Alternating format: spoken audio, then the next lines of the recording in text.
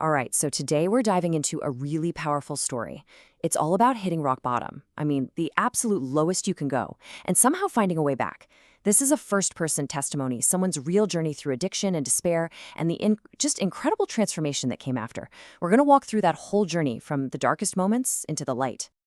And this quote right here, it really says it all. I was literally the lost sheep Jesus had to come get. Wow. The lost sheep. That's such a powerful image, right?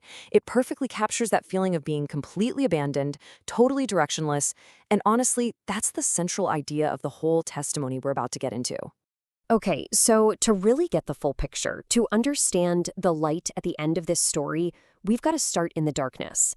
And the journey begins in a world that, from the get-go, is described as just being filled with darkness. So the story kicks off with this incredible instability. You see, they were born to parents who were struggling with substance abuse, and their childhood was just defined by this constant chaos. Drug addicts, violence, abuse. I mean, in an environment like that, you can imagine just surviving feels almost impossible. And right at the heart of all this was this huge spiritual clash. It was like living in two different worlds. On one hand, their mother's side of things introduced them to paganism, tarot cards, witchcraft. But then on the complete other side, you had their grandparents. And they offered what's described as the only glimpse of light, a place that was safe, a place where they were cared for, just a total stark contrast to everything else they knew. So as you can imagine, that kind of start in life, well, it really set the stage for a pretty destructive period. As they got into their teenage and young adult years, all that darkness just spiraled into a really severe addiction. And when I say severe, I mean, look at this number. We're not talking about occasional use here. We're talking about a daily habit of taking 15 to 20 ecstasy pills every single day. That number alone just shows you how deep this spiral had gone. And it wasn't just about the pills themselves, it was this whole vicious cycle of destruction. Think about it. Using that much every day led to some extreme sleep deprivation, sometimes going for a whole week without sleep, and that in turn led to a complete mental collapse.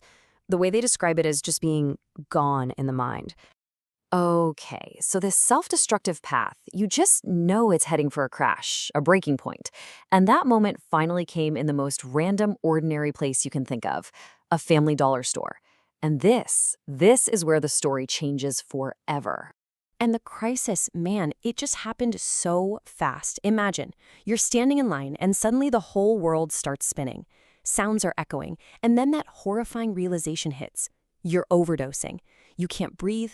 Panic sets in, they run to their car, and their body just starts jerking uncontrollably as they're fading in and out of consciousness.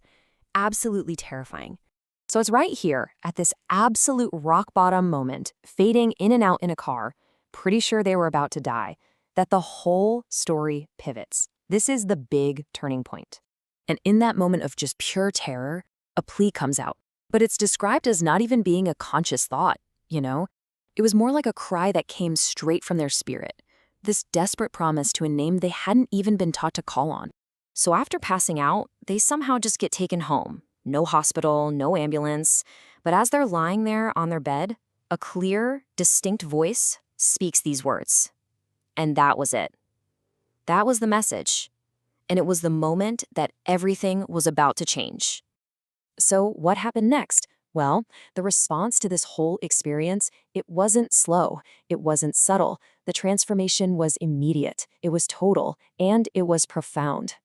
As soon as they woke up, they repented, prayed, intensely. And from that day on, they never touched those pills again. Gone. Forever. And they described being filled with this incredible peace they'd never felt before.